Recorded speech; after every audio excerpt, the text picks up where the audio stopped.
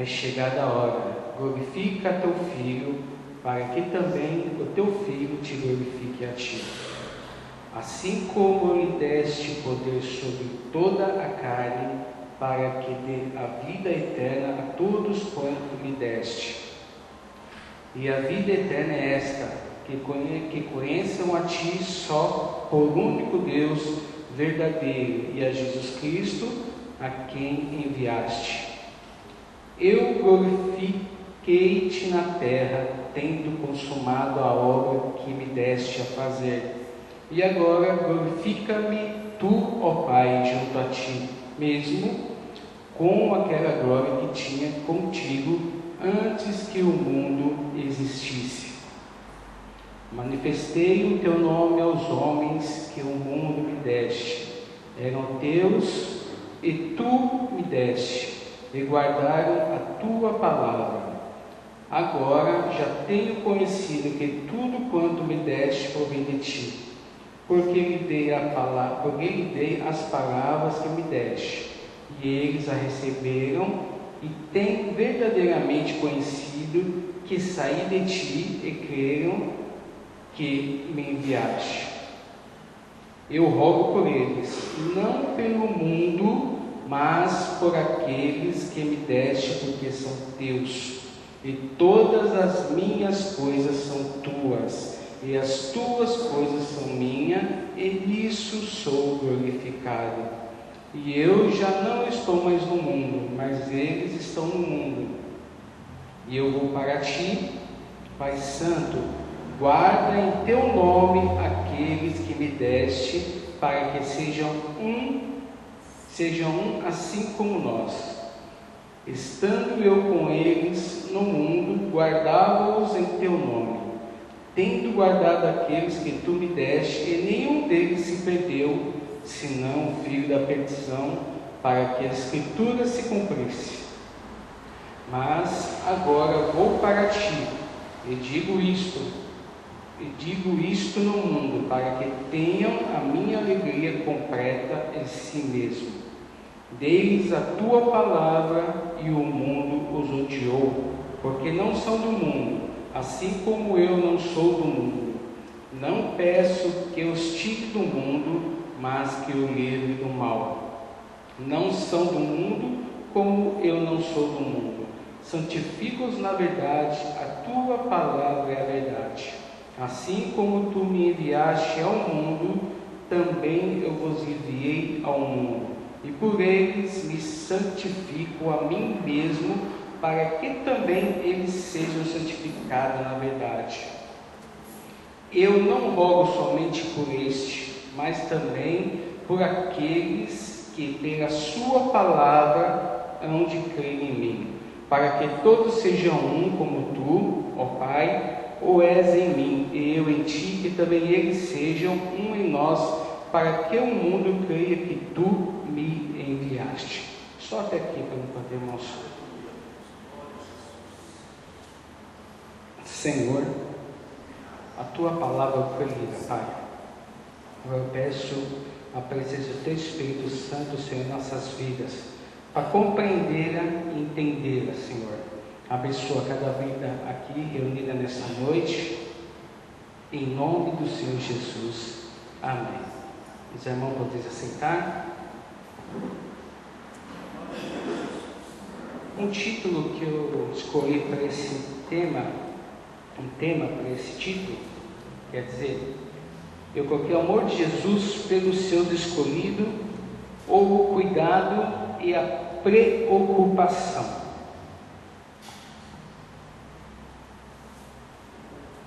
Preocupação nós temos todos os dias e com tudo, né, irmãos?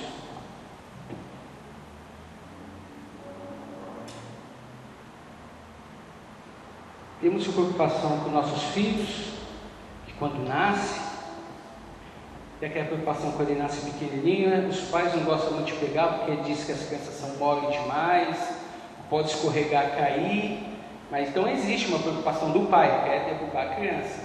Mas as mães já pegam, já viram para um lado, viram para o outro, parece que já nasce sabendo como deve agir com as crianças. Aí depois as crianças vêm num estado que começa a crescer, onde começa as brincadeiras, a correria, começa a pular, e também há uma preocupação dos pais a respeito das brincadeiras das nossas crianças, para não se machucarem, para não bater a cabeça. Então há também essa preocupação. E quando começa a crescer mais um pouco, na fase da escola, é onde que há mais preocupação ainda da parte dos pais.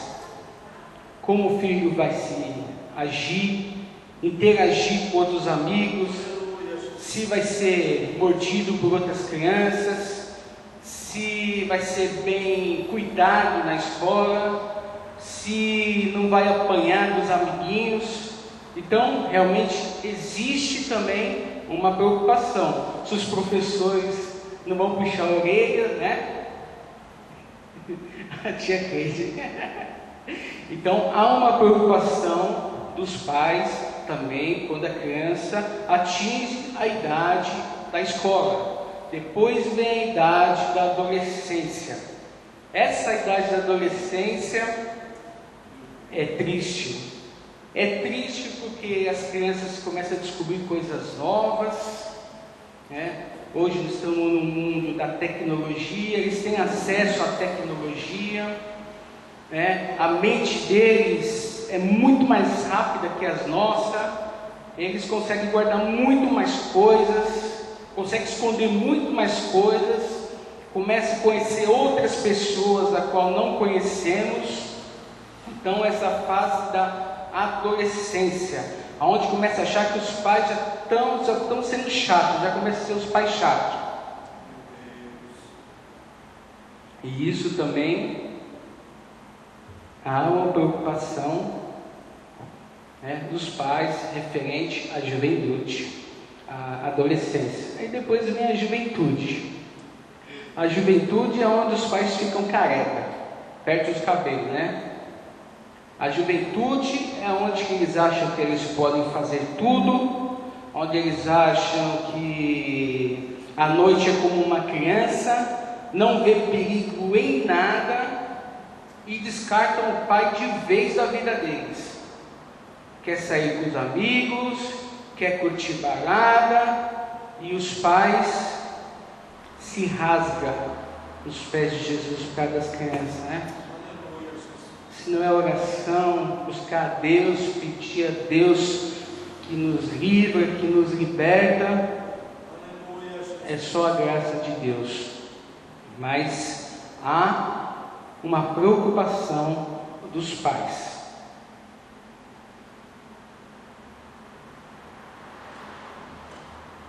Se acercamos de todos os cuidados possíveis para que nossos filhos venham crescer com saúde, venham alcançar seus objetivos, venham ser pessoas bem-sucedidas em nosso meio, mas há uma preocupação e sempre vai haver uma preocupação. Essa preocupação é normal no ser humano. É uma substância que vem do nosso interior, que é o amor. Esse amor gera preocupação. A preocupação com nossos filhos, preocupação com o nosso trabalho, com o nosso dia a dia. E eu entro aqui na palavra que Jesus, antes de entrar no capítulo 17, ele já estava preocupado com os seus discípulos, porque sua hora estava chegando, sua hora estava próxima, e a preocupação maior de Jesus Cristo é para aqueles que iriam ficar, porque Jesus sabia que iria voltar para o Pai, que iria retornar ao Pai. E seus discípulos, como iriam ficar, como iriam reagir?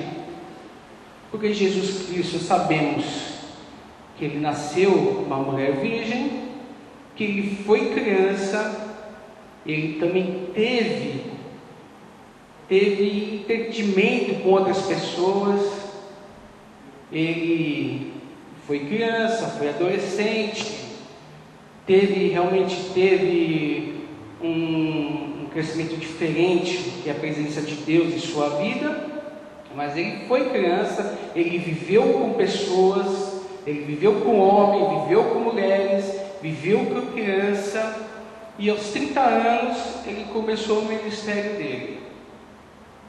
Então ele teve acesso a outras pessoas.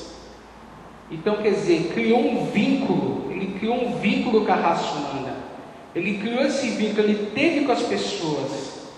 Ele pregou a palavra de Deus, ele trouxe a mensagem de Deus, ele fez a obra de Deus, mas ele tinha essa comunhão, então ele tinha essa preocupação com essas pessoas.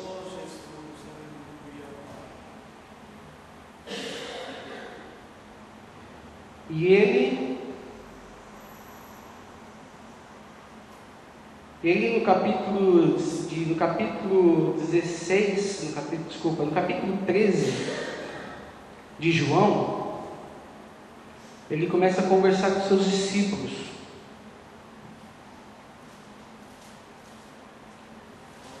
Capítulo 13 de João, as últimas instruções. Aí ele começa ali já dando instruções aos seus discípulos referente ao que eles devem fazer. No versículo 13 ao 15, Jesus Cristo dizia que ninguém tem amor maior do que Ele, ao ponto de entregar sua vida. Desculpa, acho que eu peguei uma folha. Isso. Do versículo 31 a 38, lá no finalzinho do capítulo, ele dizia que agora ele é glorificado e que Deus é glorificado nele, e que vos ameis um aos outros, nisso conhecerão que sois meus discípulos. No capítulo 14 de João, no versículo 1, ele diz: Jesus faz seus discípulos para não se preocupar, mas acreditar em Deus e em Jesus. No versículo do 2 ao 4, Jesus disse: para onde ele vai, há muitas moradas, e irias preparar o lugar. No versículo, isso tudo no capítulo 14 de João. No versículo 6 ele diz que ele é o caminho, a verdade e a vida, e ninguém tem ao Pai senão por ele. No versículo 7 ao 12 ele diz que Jesus é questionado pelos seus filhos a respeito para lhe mostrar o Pai. Jesus respondeu: quem vê ao Pai, vê a mim. No versículo 13 ao 15, Jesus diz que tudo quanto pedi ao meu Pai, em meu nome farei, para que o Pai seja glorificado no Filho. E se me amares e guardares os meus mandamentos. No versículo 16 a 18, Jesus nos envia outro Consolador para que fique conosco para sempre. O Espírito da verdade que só nós, os salvos em Cristo, pode receber. 23, Jesus volta na questão: aquele que ama a sua palavra, o meu Pai o amará, e viveremos e faremos nele morada. Irmão, preste atenção. Nós estamos aqui falando das últimas instruções que Jesus estava dizendo aos seus discípulos. E não são poucos, são 3 capítulos de João, que é o 14, o 15 e o 16, que Jesus vem repetindo essas mesmas coisas, tendo uma palavra aberta com ele a respeito de como eles deveriam agir, como eles deveriam seguir, como eles deveriam se manter na presença de Deus. No capítulo 15, do 1 ao 8, eu sou a videira verdadeira, meu Pai é o lavrador. Toda vaga em mim que não der fruto, tira. E aquele que der fruto, limpa, e que der fruto para ele, limpa para que dê mais frutos. Novamente, no versículo 10 do capítulo 15, Jesus insiste novamente em falar em guardar os mandamentos e permanecer no seu amor.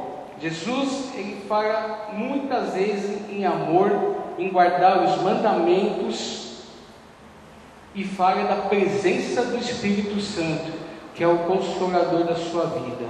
É aquele que vai nos guiar nos momentos difíceis, no momento de luta, no momento de dificuldade das nossas vidas. No versículo 15 ao 15, do 13 ao 15, Jesus aqui diz: ninguém tem amor maior do que o dele, ao ponto de entregar a sua vida pelos amigos. Agora eu não o chamo mais de servo, porque o servo não sabe o que fazem seus senhores, mas agora nos chama de amigo. Agora não é mais servo, agora Jesus aqui já chama seus discípulos de amigo. Não somos mais servos, agora já nos chama de amigo. Essa era a preocupação de Jesus Cristo, que ele estava indo para o Pai, estava deixando seus discípulos, seus amigos, e ele sabe que não era fácil, ele sabe que não ia ser fácil a vida deles. Por isso ele insistiu no capítulo de João, no 14, o 15 e o 16, a falar sobre o que eles deveriam fazer na sua ausência. No capítulo 16 também continua.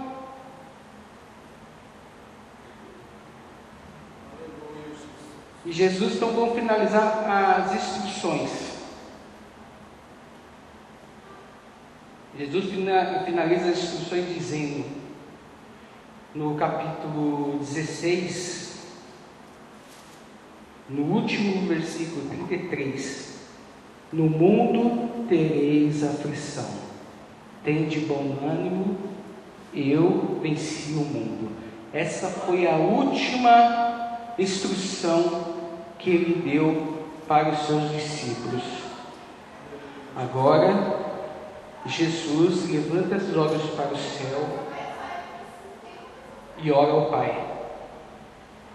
Irmãos, para que eu estou dizendo referente às últimas instruções que Jesus estava passando aos seus discípulos? Ele estava querendo construir em seus corações um coração forte, um coração voltado para Deus, um coração blindado, um coração aonde vem as lutas e vem a dificuldade. Eles sabiam para onde iriam olhar, eles sabiam para quem iriam olhar, eles sabiam para onde pedir o socorro. Jesus estava ali trabalhando em seus corações, porque os seus discípulos tinham Jesus como um super-homem da época, que ele curava, ele libertava, tudo ele fazia, e seus discípulos olhavam: esse é realmente filho de Deus, esse realmente é aquele que há de salvar. Agora imagine só o ser humano, seus discípulos, que seguiram, estão firmes ali com eles, recebem a notícia que Jesus vai ser morto, ou vai ser entregue para a morte.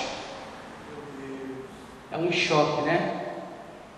Nós já fomos adolescentes, crianças, e quantos desenhos, filmes de super-heróis já assistimos, ou até assistimos até hoje, aonde o super-herói sempre vence. Nunca vimos um super-herói morrer. Sabe por que não morre o super-herói? Porque senão a frustração vai ser muito grande. Não vai ser mais um super-herói, que ele vai morrer. Deixa de ser um super-herói. E Jesus estava preocupado com isso. Jesus estava preocupado que os seus discípulos achavam que era um super-herói. E ele estava sendo próximo a ser entregue, próximo a cumprir a obra na cruz do Calvário. E Jesus ali: não, eu vou mandar o Consolador. E esse Consolador vai te acompanhar por onde vocês andarem. Esse Consolador vai te abençoar. Esse Consolador vai fazer você lembrar das minhas palavras. Esse Consolador vai trazer os seus sonhos de volta. Amados irmãos, eu fico imaginando José, rapazinho novo, tinha grandes sonhos. Deus dava para ele grandes sonhos de ser um grande homem, de ser um homem forte, um homem aonde todos se curvariam perante a ele. E seus 11 irmãos não concordavam com isso. Seus 11 irmãos achavam um absurdo. E José apacentava ovelha e era da idade de 17 anos. E seus irmãos primeiro queriam matá-lo, depois jogaram na cisterna. Então vamos jogar na cisterna, quem sabe vem um animal e devora ele. Mudaram de ideia. Por que mudaram de ideia? Depois os irmãos deles mudaram de ideia, não, irmão. Foi a vontade de Deus. Deus tinha um propósito naquela vida. Deus tinha um propósito naquela vida. Não, vamos vendê-lo para o Egito. Os seus irmãos pegaram e venderam José no Egito. Agora imagine a vida de José. Deus dando um grande sonho para ele. Primeiro os seus irmãos tentam matar, depois ele é vendido para o Egito. Chega no Egito, ele cresce na família de Potifar, e o diabo tenta derrubá-lo de novo. O diabo levanta uma mulher, a mulher de Potifar, e ele é obrigado a sair da presença de Potifar, e saiu como a pessoa errada, como se ele tivesse causado o ato. Foi para a prisão do rei do Egito, de Faraó. Chegando ali, ele passou muito tempo preso. Se destacou no calabouço. Ele era o que mandava no presídio, lá onde ele ficava, mas ele se destacava. Onde ele estava, se destacava. E isso, irmão, passaram mais 13 anos. Qual promessa de Deus? Qual promessa que Deus tinha na vida deste homem? A promessa que Deus tinha feito era para fazer o homem grande, ele ser grande na presença de Deus, grande na presença dos homens. E ele se encontrava onde? Se encontrava preso nas suas lutas, nas suas dificuldades. Estava ali preso, mas Deus levantou, e através dos sonhos, através da sabedoria do Espírito Santo de Deus que havia sobre aquela vida, Deus levantou e cumpriu a promessa que havia na sua vida. Foi o segundo maior do Egito, e ali todos se dobravam perante ele. Eu não ouvi nenhum relato na Bíblia que diz que ele murmurou, ou que ele venha reclamar com Deus, ou que ele venha dizer que Deus não era na sua vida. Ele foi fiel, ele tinha o coração blindado para Deus, ele foi fiel com Deus, e Deus cumpriu a sua promessa em sua vida. Aleluia. Daniel também foi a mesma coisa, era príncipe, foi levado em cativo, fiel a Deus. Deus também levantou e o abençoou também. É dessa forma que Jesus queria fazer com seus discípulos, blindar o seu coração para quando vier a dificuldade, vier a luta, ele sabe para quem correr, ele sabe para quem pedir ajuda. E na oração de Jesus,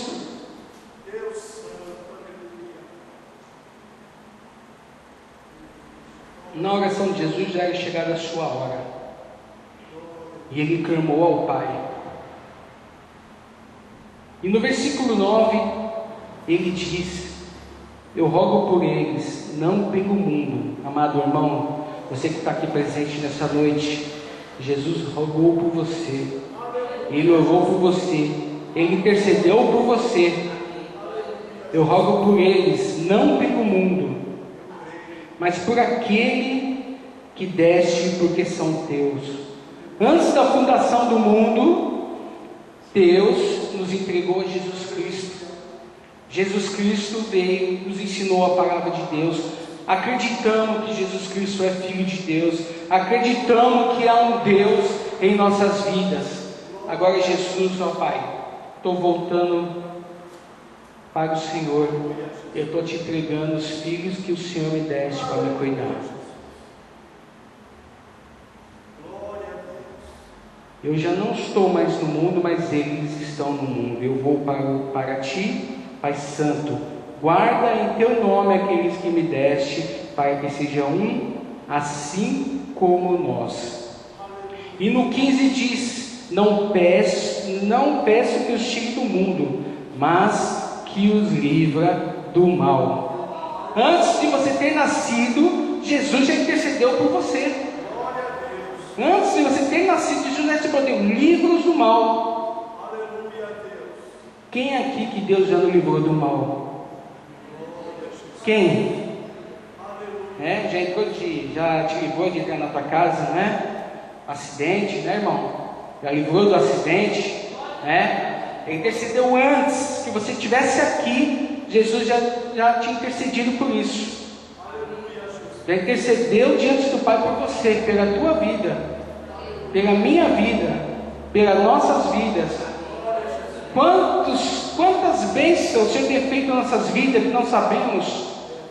Glorificamos a Deus naquilo que vimos, que presenciamos, e aquilo que não vimos, que nos aconteceu, que Deus nos livra antes.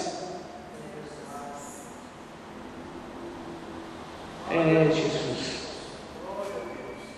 No versículo 20 ele disse: eu não rogo somente por este, mas por aqueles,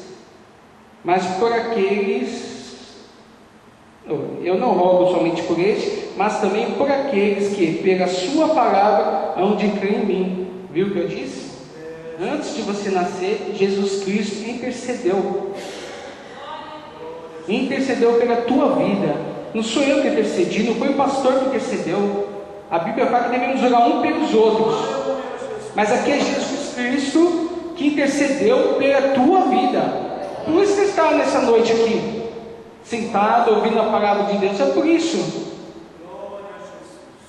É por isso que você pode dar glória a Deus, glorificar a Deus. É porque Jesus Cristo intercedeu antes de estarmos aqui. Aleluia. Esse é o cuidado que Jesus tem com o seu povo. Essa é a preocupação, o amor de Cristo em nossas vidas. Eu creio, eu acredito que Ele vai continuar nos abençoando até o dia da sua vinda, assim como Ele tem prometido a nós. Eu creio que Ele é fiel e verdadeiro de cumprir o que Ele te prometeu, realizar os seus sonhos. Eu creio nisso, irmãos. Eu creio nisso, e com isso, com todo cuidado, com o amor de Deus, com todo cuidado, como nós temos o cuidado dos nossos filhos, Deus tem esse cuidado conosco também. Deus tem cuidado de nós. Deus tem nos acompanhado. Por mais que achamos que a luta está difícil, por mais que achamos que a luta está complicada, que não tem saída, não tem solução, Deus está conosco. Jesus disse ao Pai: ó Pai, aqui está teus filhos que o Senhor me entregou, e só um se perdeu. Só um se perdeu. É aquele que é para cumprir a tua palavra. Foi Judas. Todos estão aqui. Aleluia. E até aqui o Senhor me deu a palavra.